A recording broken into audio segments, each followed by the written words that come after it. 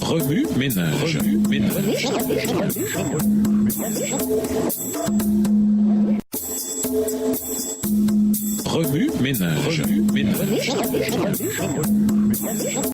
Bienvenue dans votre émission. Remue ménage. Nous voilà à la leçon de mardi. Investiguer. Lisons Luc 5, les versets 1 à 11, Matthieu 13, les versets 1 à 52 et Luc 15, les versets 1 à 32. Luc 5, les versets 1 à 11. Comme Jésus se trouvait auprès du lac de Génézareth et que la foule se pressait autour de lui pour entendre la parole de Dieu, il vit au bord du lac deux barques d'où les pêcheurs étaient descendus pour laver leurs filets. Il monta dans l'une de ces barques qui était à Simon et il le pria de s'éloigner un peu de terre. Puis il s'assit et de la barque, il enseignait la foule. Lorsqu'il eut cessé de parler, il dit à Simon, « Avance en pleine eau et jetez vos filets pour pêcher. » Simon lui répondit, « Maître, nous avons travaillé toute la nuit sans rien prendre, mais sur ta parole, je jetterai le filet. » Verset 6. L'ayant jeté, ils prirent une grande quantité de poissons et leurs filets se rompaient. Ils firent signe à leurs compagnons qui étaient dans l'autre barque de venir les aider. Ils vinrent et ils remplirent les deux barques au point qu'elles enfonçaient. Quand il vit cela, Simon-Pierre tomba aux genoux de Jésus et dit, « Seigneur, retire-toi de moi parce que je suis un homme pécheur. » Car l'épouvante l'avait saisi, lui et tous ceux qui étaient avec lui, à cause de la pêche qui les avait faite. Il en était de même de Jacques et de Jean, fils de Zébédée, les associés de Simon. Alors Jésus dit à Simon, « Ne crains point, désormais tu seras pêcheur d'hommes. » Et ayant ramené les barques à terre, ils laissèrent tout et le suivirent. Matthieu 13, versets 1 à 52. Ce même jour, Jésus sortit de la maison et s'assit au bord de la mer. Une grande foule s'était assemblée auprès de lui. Il monta dans une barque et il s'assit. Toute la foule se tenait sur le rivage. Il leur parla en parabole sur beaucoup de choses et il dit, « Un semeur sortit pour semer. Comme il semait, une partie de la semence tomba le long du chemin. Les oiseaux vinrent et la mangèrent. Une autre partie tomba dans les endroits pierreux, où elle n'avait pas beaucoup de terre. Elle leva aussitôt parce qu'elle ne trouva pas un sol profond. Mais quand le soleil parut, elle fut brûlée et sécha, faute de racines. » Verset 7. Une autre partie tomba parmi les épines. Les épines montèrent et l'étouffèrent. Une autre partie tomba dans la bonne terre. Elle donna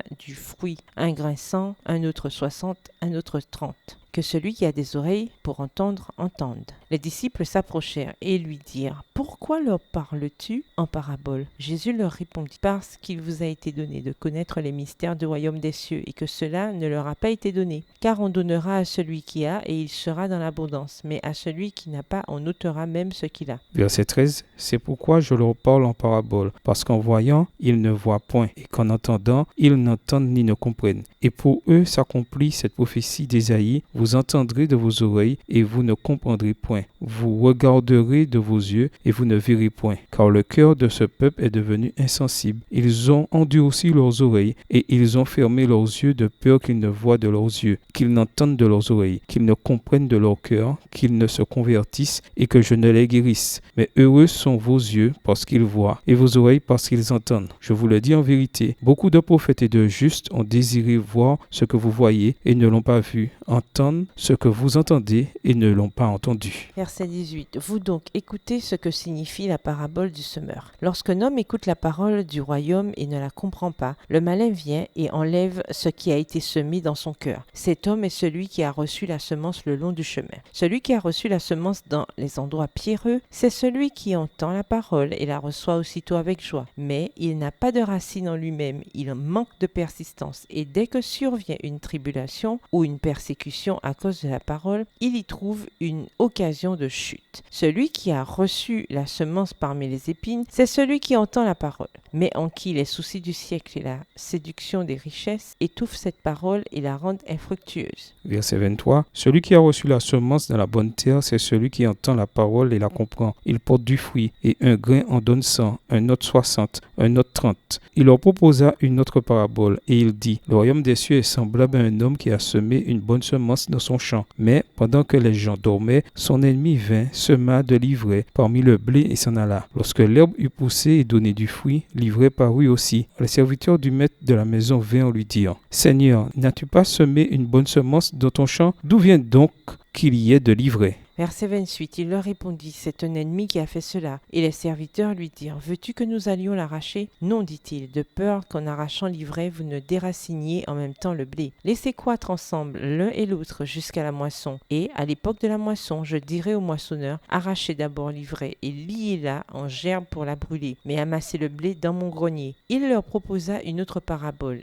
Et il dit, le royaume des cieux est semblable à un grain de sénévé qu'un homme a pris et semé dans son champ. C'est la plus petite de toutes les semences, mais quand il a poussé, il est plus grand que les légumes et devient un arbre, de sorte que les oiseaux du ciel viennent habiter dans ses branches. Verset 33, il leur dit, cette autre parabole, le royaume des cieux est semblable à du levain qu'une femme a pris et mis dans 3 mesures de farine, jusqu'à ce que la pâte soit toute levée. Jésus dit à la foule, toutes ces choses en parabole, et il ne lui parlait point sans parabole, afin que s'accomplisse ce qui avait été annoncé par le prophète. J'ouvrirai ma bouche en parabole, je publierai des choses cachées depuis la création du monde. Alors il envoya la foule et entra dans la maison. Ses disciples s'approchèrent de lui et dirent, explique-nous la parabole de l'ivraie du champ. Il répondit, celui qui sème la bonne semence, c'est le Fils de l'homme. Le champ, c'est le monde. La bonne semence, ce sont les fils du royaume. L'ivraie, ce sont les fils du malin. L'ennemi qui l'a semé, c'est le diable. La moisson, c'est la fin du monde. Les moissonneurs, ce sont les anges. Verset 40. Or, comme on arrache l'ivraie et qu'on la jette au feu, il en sera de même à la fin du monde. Le Fils de l'homme enverra ses anges qui arracheront de son royaume tous les scandales et ceux qui commettent l'iniquité. Et ils les jetteront dans la fournaise ardente, où il y aura des pleurs et des grincements de dents. Alors les justes resplendiront comme le soleil dans le royaume de leur Père. Que celui qui a des oreilles pour entendre, entende. Le royaume des cieux est encore semblable à un trésor caché dans un champ. L'homme qui l'a trouvé le cache, et dans sa joie, il va vendre tout ce qu'il a et achète ce champ. Le royaume des cieux est encore semblable à un marchand qui cherche de belles perles. Il a trouvé une perle de grand prix, et il est allé vendre tout ce qu'il avait. Il a acheté. Le royaume des cieux est encore semblable à un filet jeté dans la mer et ramassant des poissons de toute espèce. Verset 48. Quand il est rempli, les pêcheurs le tirent, et après s'être assis sur le rivage, ils mettent dans des vases ce qui est bon, et ils jettent ce qui est mauvais. Il en sera de même à la fin du monde. Les anges viendront séparer les méchants d'avec les justes, et ils les jetteront dans la fournaise ardente, où il y aura des pleurs et des grincements de dents. Avez-vous compris toutes ces choses? Oui, répondirent-ils. Et il leur dit, c'est pourquoi tout scribe instruit de ceux qui regardent le royaume des cieux est semblable à un maître de maison qui tire de son trésor des choses nouvelles et des choses anciennes. Luc 15, versets 1 à 32. Tous les publicains et les gens de mauvaise vie s'approchaient de Jésus pour l'entendre, et les pharisiens et les scribes murmuraient, disant, cet homme accueille des gens de mauvaise vie et mange avec eux. Mais il leur dit cette parabole. Quel homme d'entre vous, s'il a 100 brebis et qu'il en perde une, ne laisse les 99 autres dans le désert pour aller après celle qui est perdue jusqu'à ce qu'il la retrouve. Lorsqu'il l'a retrouvée, il la met avec joie sur ses épaules. Et de retour à la maison, il appelle ses amis et ses voisins et leur dit, réjouissez-vous avec moi car j'ai retrouvé ma brebis qui était perdue. Verset 7. De même, je vous le dis, il y aura plus de joie dans le ciel pour un seul pécheur qui se repent que pour 99 justes qui n'ont pas besoin de repentance. Ou quelle femme, si elle a 10 drachmes et qu'elle en perde une, n'allume une lampe, ne balaie la maison et ne cherche avec soin jusqu'à ce qu'elle la retrouve. Lorsqu'elle l'a retrouvée, elle appelle ses amis et ses voisines et dit, réjouissez-vous avec moi car j'ai retrouvé la drachme que j'avais perdue. De même, je vous le dis, il y a de la joie devant les anges de Dieu pour un seul pécheur qui se repent. Verset 11. Il dit encore, un homme avait 2 fils. Le plus jeune dit à son père, mon père, donne-moi la part de bien qui doit me revenir. Et le père leur partagea son bien. Peu de jours après, le plus jeune fils, ayant tout ramassé, partit pour un pays éloigné, où il dissipa son bien en vivant dans la débauche. Lorsqu'il eut tout dépensé, une grande famine survint dans ce pays et il commença à se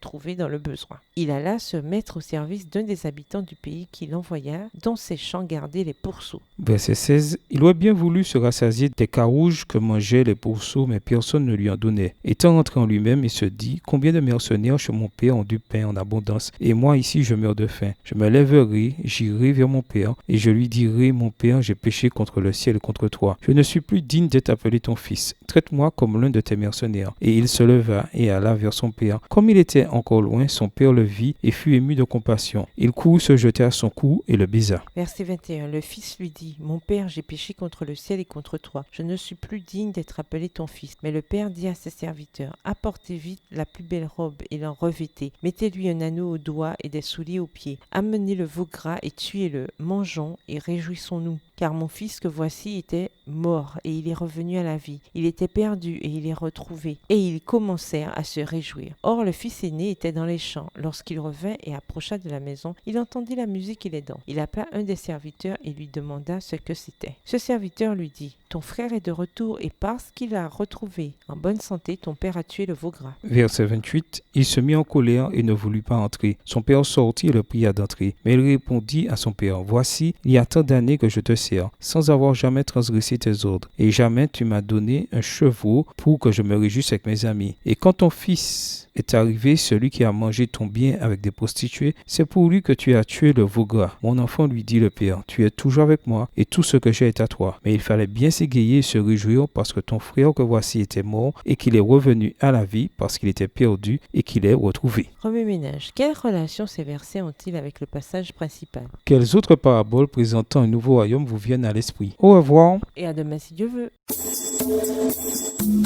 Remue-ménage. Remue-ménage.